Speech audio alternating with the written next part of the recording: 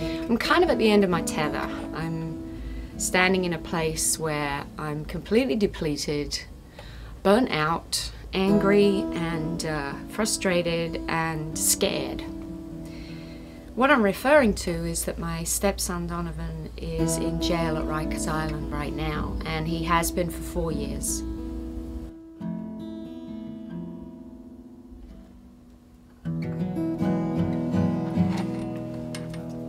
Well, I just thought I'd play something because if I don't, I'll start to cry too. Because it's been just a lot of pain. And rather than me try to give you a whole glossary of what is and what isn't and what could have and all that, because I've said this story since '07. And physically and emotionally, it has changed me in ways that some have been very, very good, I have to say. It's made me more of a man and a father. I realize some of my own shortcomings. But to deal with this type of beast like this, fighting for your only child, and to watch the effect it has had on my family, my loved ones, as a man wanting to be a provider and take care of his people and his family, this is very hard. It makes you question yourself sometimes, but this is the game that they play. He first entered Rikers when he was a teenager, and it sucks that he has to go through his young adult life behind bars.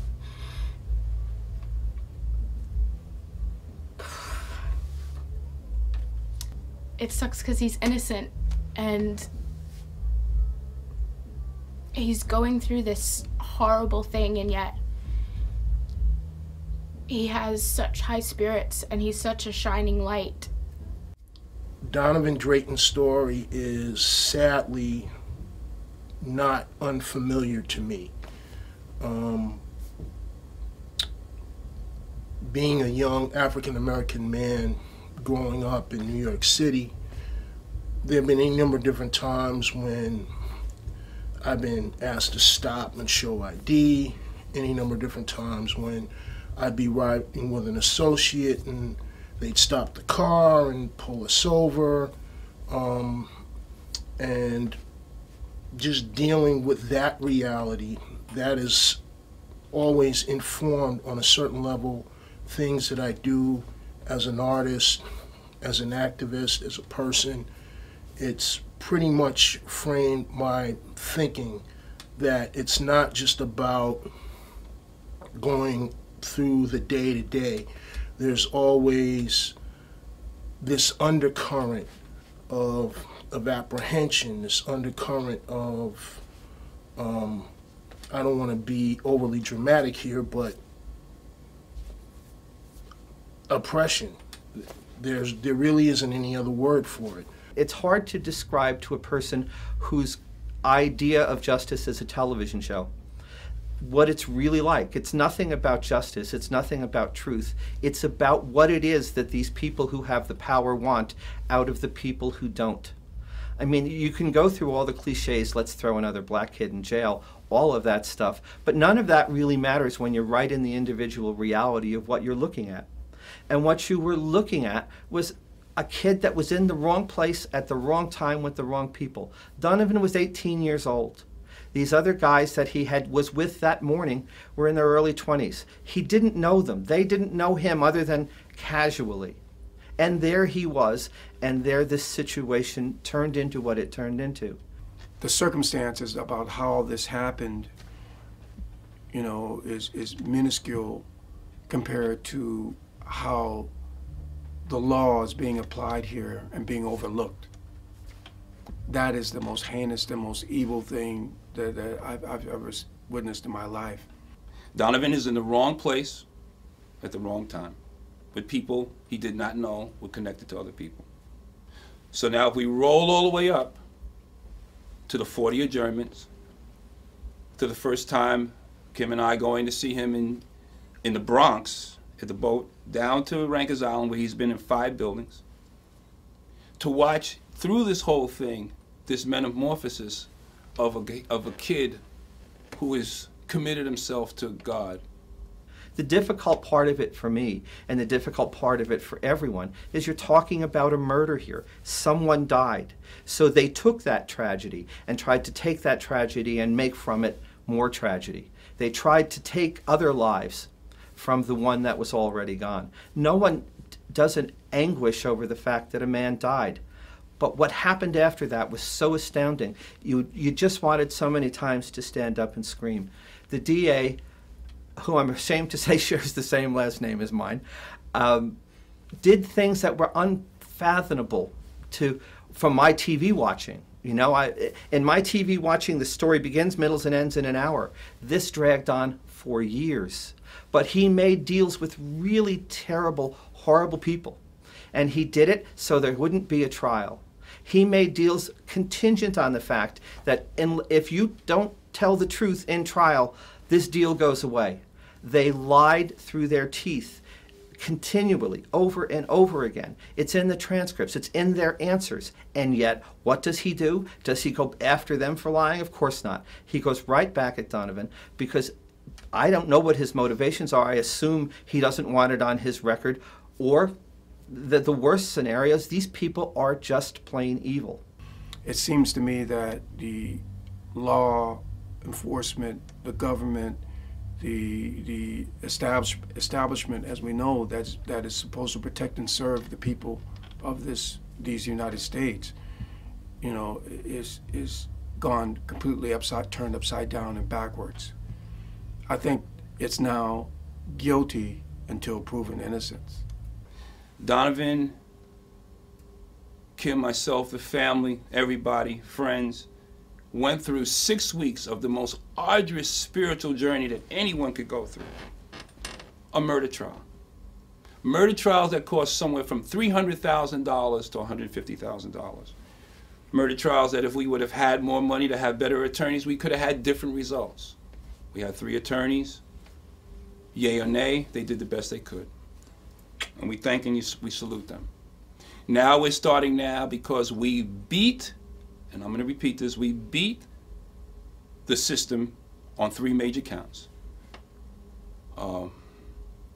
Murder in the first, a gun charge, intentional murder in the first, excuse me, a gun charge, and manslaughter in the first, which was charged later. The judge let the DA, Mr. Clark, Sean Clark, charge this later. All right, so we watched this process from police to lying witnesses. Both snitches are liars. They both made sweet deals with the DA. We watched all these proceedings go by. We all held each other's hands, crying and trembling for the verdict. When a courthouse full of people was like a circus. We won. I'm going to say it again. We won. Normally in a trial like this, the DA in the office will never come back at you again because they can't prove the pieces that will tie this kid to their so-called charges. But not this beast. This beast is so pissed off now that we have challenged them that they are, what now? I'm going to say it again, folks, bringing us back to trial for a second time. A second time.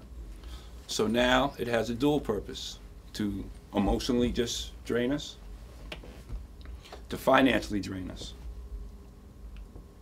You can't spiritually drain us, though. That you can't do.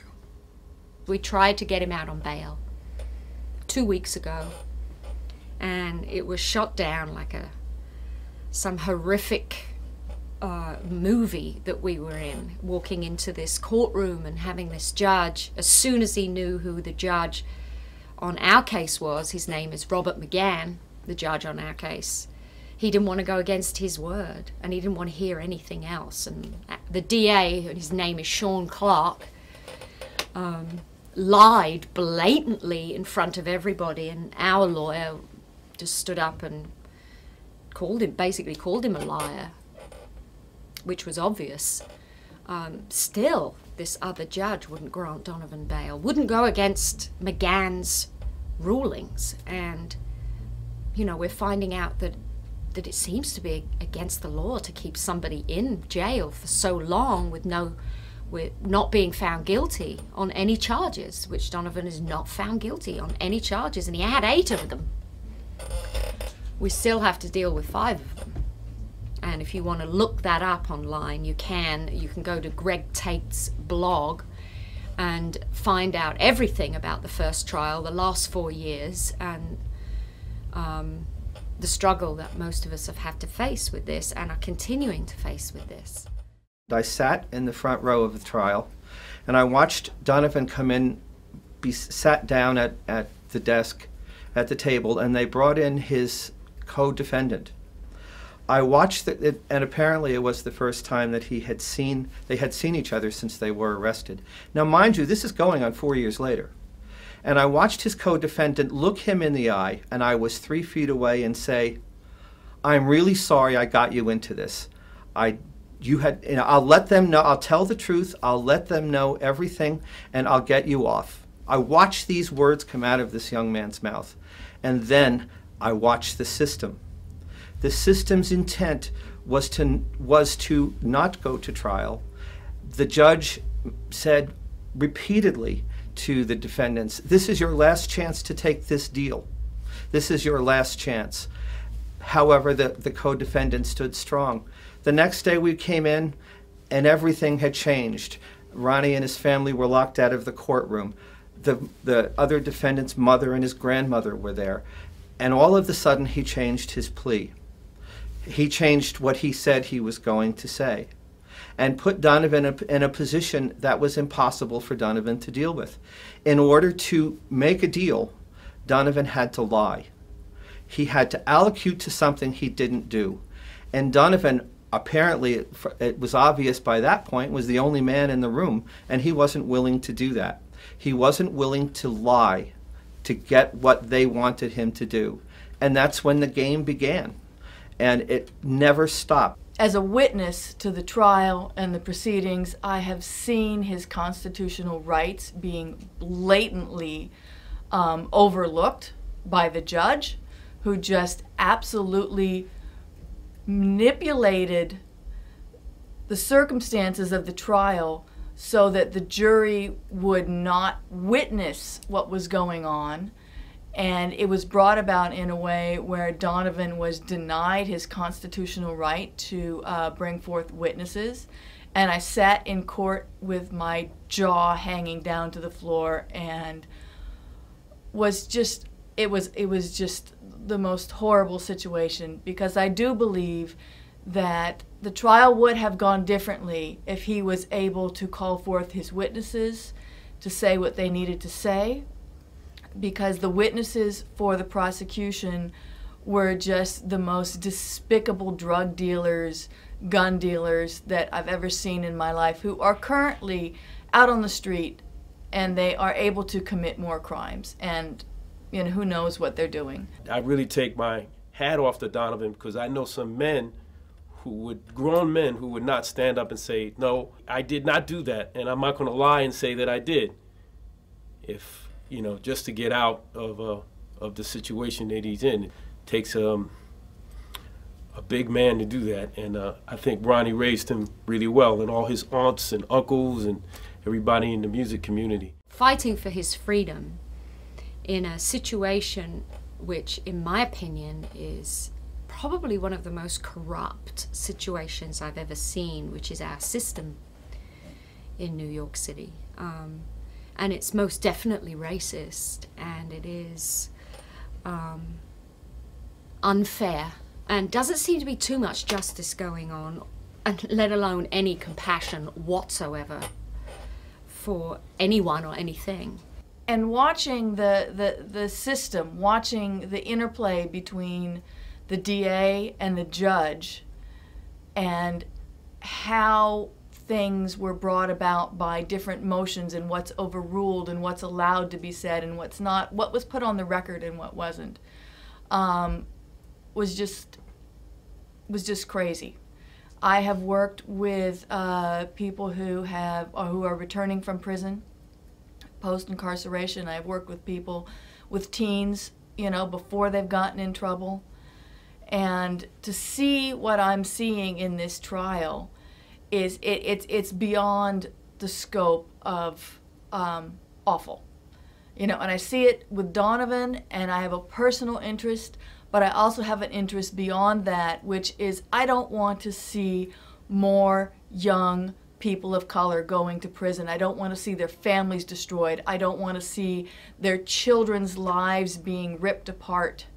And that this is a multi-generational problem that the state of New York is not looking at in the crisis that it is precipitating from one family to the next family to the next family as multiple generations are going to prison. The system that I'm looking at today is just so rigged. I work in the New York City schools.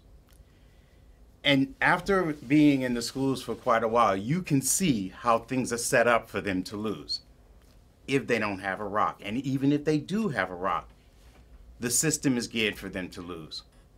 So many of our young people find themselves in situations where they get a mark, even if they get caught, if they get run through the system, that's a mark that stays with them for I don't know how long. And those are the fights, and those are the things that I try to bring to young people to let them know that you've got to stay away from everything because it's a plot. In the past month, we've seen similar cases where people that are not of black descent be released without having to even make bail. You know, in instances where they have been proven not to be guilty. In this case, Donovan is not. Basically, the district attorney and the judge have taken sole authority over the rights of the jury to say that no, he's still guilty, and we're going to try him and we're going to convict him, and that's just not going to happen, not on any of our watch. We have to, not just in terms of Donovan's case, not just in terms of the individual, we have to reflect upon this in terms of what it means for young black men, what it means for families, what it means to us as a nation, whether we want to think of it in those terms or not. The psychological cost, the economic costs, the overall toll of criminalizing a subsection of our society for the benefit of the rest. There needs to be a reevaluation of that policy. There needs to be a reevaluation of that type of activity. But the fact of the matter is, and I've been to court many times, and to see a person who is free, Donovan is in jail, it has nothing to do with this, a person who is free with a whole cadre of weapons and drugs and out ruining the community, and how can the system possibly be correct with this kind of imbalance going on? What's more importantly, that if they can do this and get away with it, if they can use their power, the judge's power on the bench, and the DA, if they can do that, then this may become case law where this is how they're going to treat everybody. And that's the more dangerous thing here, that if this happens. You know, normally I'm not really nervous to talk about anything, but this is such an emotional thing for me that you know, a part of me wants to just scream, you know. This young man is innocent, and everything that I know tells me that this young man is innocent. And even with knowing that the evidence is there, to know that you have a district attorney's office that is hell-bent on sending this young man to jail for the rest of his life is just crazy. It's crazy. They've started something, they've started a crusade, and they just don't want to back down, even though looking at all of the evidence in a logical manner, it's very clear that Donovan did not commit this crime, and that he was in the wrong place at the wrong time, and that, you know, what he's guilty of is guilty by association and not for what he did or did not do. And one after another, the Queen's DA is just putting people in prison because they just want to assert their power and they want to do it. I didn't believe it. I wanted to believe the best. I didn't believe what I was watching. I didn't like what I was seeing. But what I did like, and what was most important about all of it, was, as I said earlier, there was one man in the courtroom, and it was Donovan. He watched people lie. He watched people play with his life. And he sat there with courage and dignity and took it all. And he knew none of it really mattered in the long run, because he knew what he did and he didn't do. And that's what he was going to have to live or die with. The key moment in the whole time was Judge Hanapi early on said to Donovan, "Can you live with the fact that you may go to jail for 25 years? And he said, "If that's what it is, yes." And it never changed. He never changed. He made us all look little in a lot of ways, because what mattered by this point in this young man's life was the truth, not much else. He wouldn't lie for them. He couldn't lie for them. And that, more than anything, is what made this get to where it is now. Now, I don't know how you make a quick example is there was a man who had a submachine gun selling drugs out of a daycare center, firing the gun. He's walking away. The bad guys are fine. Donovan is in jail for going on 4 years. And it's astounding when you see it. You can't really bring yourself to believe lie after lie after lie, bizarre story after bizarre story, at every step of the journey. They did not care about the truth. They did not care about justice. They cared about their agenda. Now, I'm not going to presume to know what Judge McCann's agenda is, or Sean Clark's is, or what Judge Hanapi's was. But I know what they weren't. I know it had nothing to do with justice. I know it had nothing to do with fairness. And I know it had nothing to do with decency. What it had to do was that little black kid that was telling the truth, and he wasn't going to get them. Which brings me to what I really came to say. This really isn't about Donovan. This is about how we get from the beginning of the day to the end of the day and understand what truth means and what justice could be. There is no truth here. There is no justice. There is no decency. There's a young man that went in at 18 and now is in his 20s fighting for his life. But he's not fighting for his. He's fighting for ours.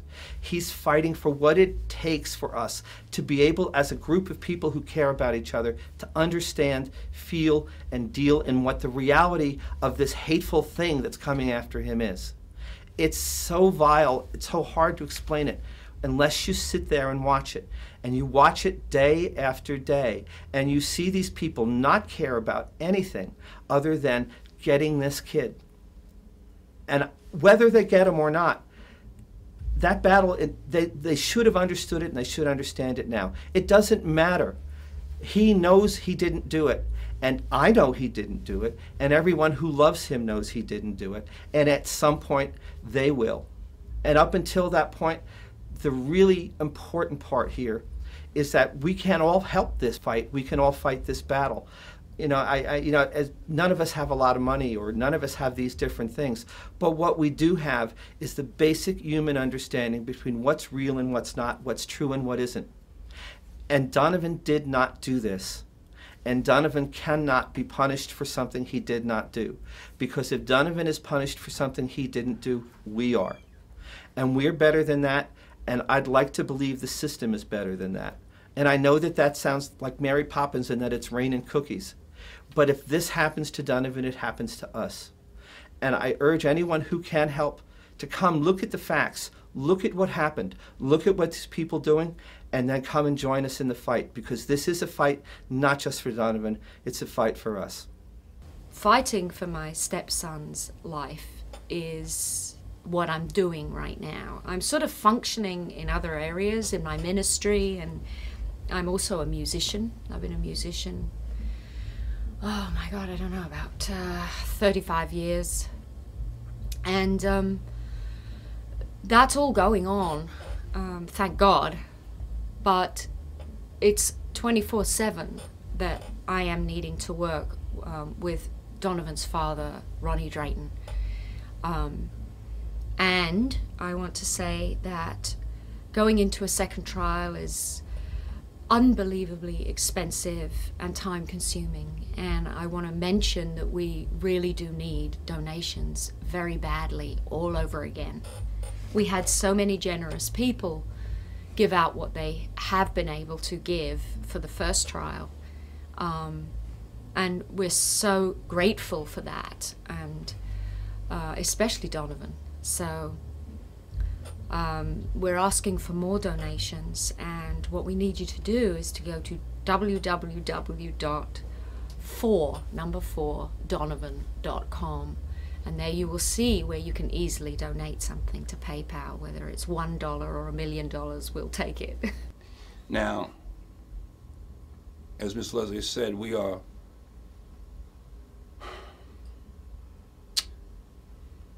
just humbly grateful for all the money, for all the money and the time that you folks have given us. But today we plan on putting a face on this thing for Donovan. Donovan needs to have a face. We need to know who this kid is, how he is. He's a regular kid. Sure, he has his things, like all kids do. But to put him in a position now where he could be gone for the rest of his life, not have any contact with his family, his friends. And his main thing is always talking about his family and wanting to go to school and wanting to get his life together and whatnot. To take this away from him is ridiculous. So I'm going to finish this by saying to you folks this. One, we need your help in all assistance that you can. Whether it be contacts, whether it be avenues to bring money in, whether it is your personal donations, whether you're taking the message and taking it further, because as was said also by Mr. McNeil in the beginning, that this situation is not one that is just confined to Donovan Drayton. Ladies and gentlemen, we must be very clear that there is not that much separation between us. One thing that happens to one of us affects all of us. As Ms. Leslie said also, when you walk into the jail, all you see is suffering in Rikers Island. This is a city jail that they're making thousands of dollars off of these people every year. So we need to be very clear that this is a situation where we can't say, and look at me, we can't say we're going to do something. It's one thing to sit in the background and talk on the telephone and type on the keypads or send a text. There's a piece that you're not connected to that way. It's another thing to actually do what you say you're going to do. So come and help us. We know money is tight. Everybody's tight for money, folks. Everybody is. We spent so much money on this, it's crazy. And as I say, this is a very, God has blessed us with the price that we have compared to what if we had 300,000 or 100,000. We don't have it. You folks have helped us.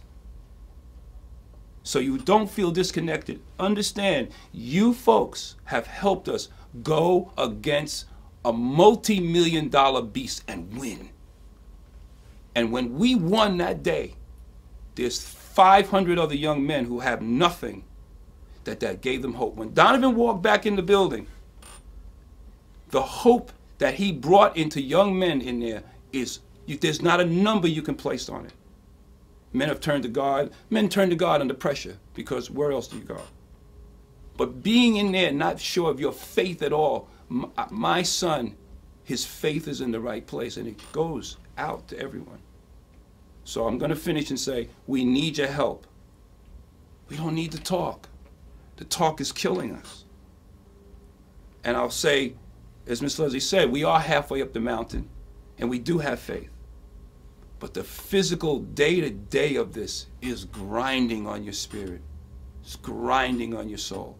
Because we hear so many people telling us all these good things. But we must step up and take the plate, go to the plate and do what we need to do. Thank you.